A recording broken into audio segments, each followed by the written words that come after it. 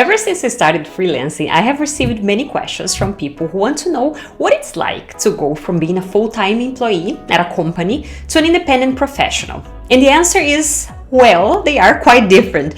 In today's video, I want to talk to you about the differences between being a marketing professional at a company and being a marketing freelancer.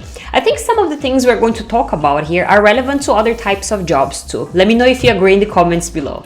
Let me get started talking a little bit about my background. I actually spent most of my career working in-house. I started working in digital marketing back in 2012. I worked in the marketing department for different startups, moved countries in between, changed jobs and so on. Then in 2019, when COVID hit, I decided to go freelance. And I have been working independently ever since. But my jobs and projects were always inside digital marketing. Most recently, I specialized in marketing automation, which is a field inside digital marketing. In summary, I have seen both sides of this story. Now, the question is, which one is better? Let's talk about the pros and cons. But before we get started, please have in mind that everything I'm saying here is based on my opinion, based on my experiences. Okay, flexibility. Assuming we are doing a comparison with traditional 9-to-5 jobs, in this aspect, being a freelancer wins, in my opinion. As a freelancer, you get to choose your own schedule. If you're more productive in the morning, you can build your routine around that. If you feel at your best in the evenings, you can also adapt your day so that you get more work hours in at night. Everybody is different. In my case, I prefer using the early mornings for exercise, so I start working a little bit later in the day and go until 7 or 8 p.m. As a freelancer, clients typically don't care when you work, as long as you get the work done. This is, of course, unless you have a specific agreement with a client where you're always available on specific hours, for example. Once I did a project for an Australian company, so I agree with them that I would always be available in their afternoon, which was 5 to 7 a.m. here in Portugal. The pay was good, but oh well, that project didn't last long, as you can imagine. Here in Portugal, where I'm based, people tend to have late dinners, so I quickly realized that I couldn't keep waking up at 4:30 a.m. every day. People can adapt though. I have a few friends that moved countries but kept working for their current clients, based in the country where they were before, and everything went fine. Again, it depends on when you are at your best. But flexibility is not only about time.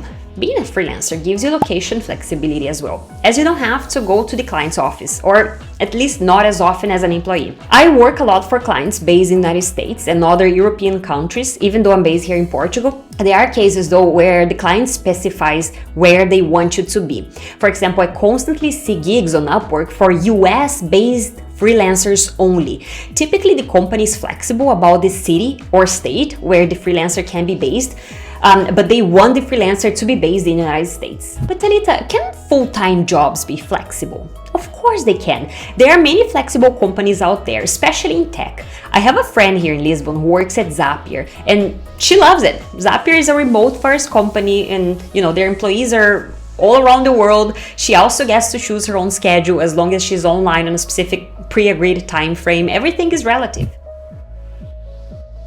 What about money? Everybody wants to know this. This is a tricky one. While there are many highly paid marketing jobs available, being a freelancer means that you have the potential to earn as much as you want because you are the one who sets your hourly rate. Although you also negotiate your salary when starting a new job, as a freelancer, you can scale your hourly rate much faster. In contrast, your salary typically remains the same for some time in a full-time job. When I started freelancing, I charged a specific amount, especially because at the time I was working as a generalist. Later on, I specialized in marketing automation, so I chose a niche. Then I tripled my hourly rate in a really short time. Actually, I want to record a video on the topic later on. Specializing is the way to go if you want to work as a freelancer. But coming back to the original topic, I had no idea how much to charge when I started, and I priced myself too low. Soon enough, I realized that there were people out there earning much more than me. However, I decided to adjust my hourly rate to reflect the value of my work better, and so I started earning more than I would be earning if I was working full-time for a local company, for example.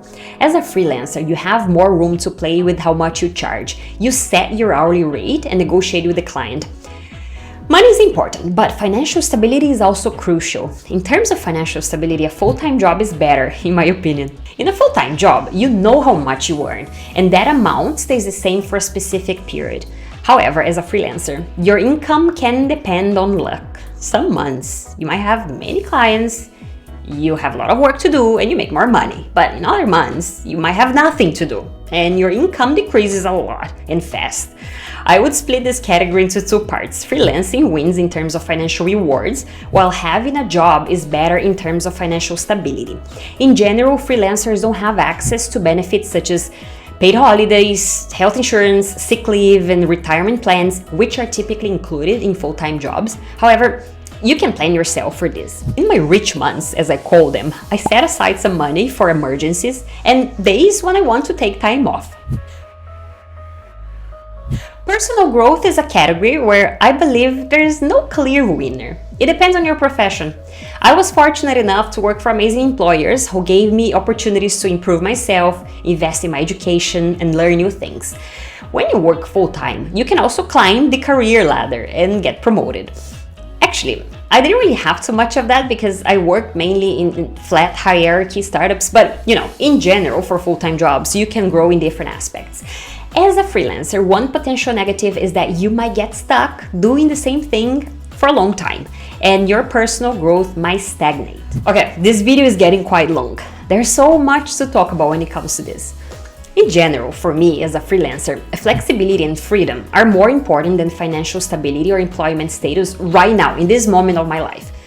When considering your options, my tip for you is think about what you value the most right now. There is no right or wrong answer. Your choice should match your lifestyle and what is important to you. I hope you liked this video. Let me know your comments or questions below, and don't forget to subscribe to the channel for more videos on marketing, working in marketing, and technology.